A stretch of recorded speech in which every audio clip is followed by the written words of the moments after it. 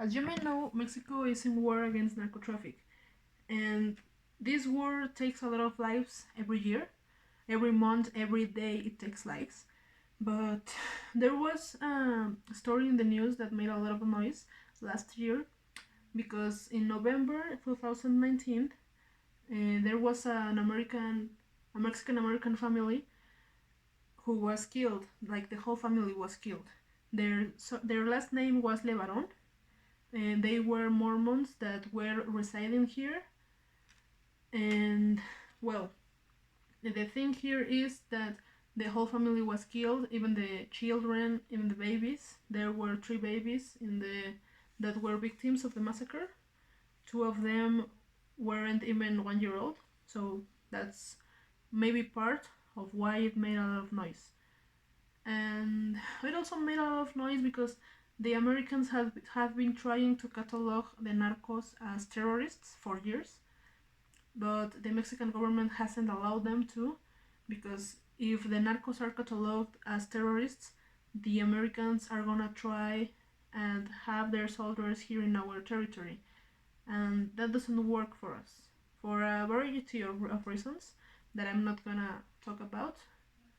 And well, the information I have about the family is that they came here to Mexico originally in 1924 because the man that was the chief of the family in those days didn't want to abandon polygamy, so they came here to Mexico. They separated themselves from their church and they came here. And then a generation later, in 1955, they founded their own church here in Mexico.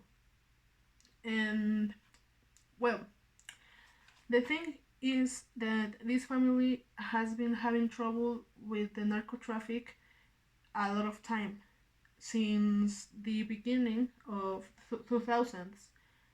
And well, first off, they are based in Sonora, Mexico. Sonora is in the north of the country, and Sonora, Chihuahua, Coahuila, Tamaulipas, all those states are places where the narco traffic has a lot of influence, has a lot of power, has a lot of strength. So they were in a dangerous zone all along. But the thing is that they have been having direct trouble with the groups of narcos since 2009, because in that year they had 2 members of their family kidnapped, and it was also national and international news that the members of a family of Mexican Americans were kidnapped by the narcos, and the reward they were asking was of $1 million. In my opinion, it was cheap because narcos ask for more money when there's an important family at stake. But yeah, the thing here is that they were asking for $1 million, and the chief of the family didn't want to pay. He didn't pay them, and he recovered his 2 people with another methods. We can say that they organized an armed group and rescued them. We don't know the details. We just know that that was in May, but months later, in July, another 2 different members of the family were kidnapped and killed off. They were just killed off. Here in Mexico, that is called levantón. Un levantón is when the narcos just take you and they don't ask a reward. They just kidnap you and kill you off, and that's it.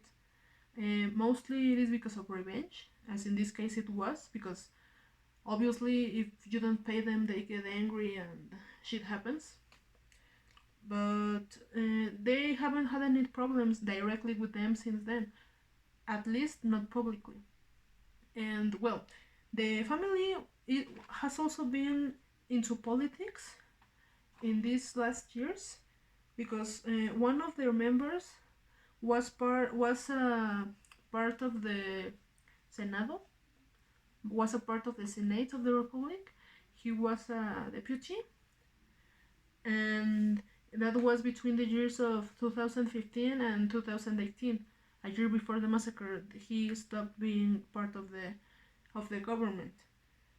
But the thing here is that the family had also been having trouble with the groups of agricultors in the area, because the family was trying to monopolize the wells of irrigation of the place, and obviously the agricultors, sorry, weren't happy with that.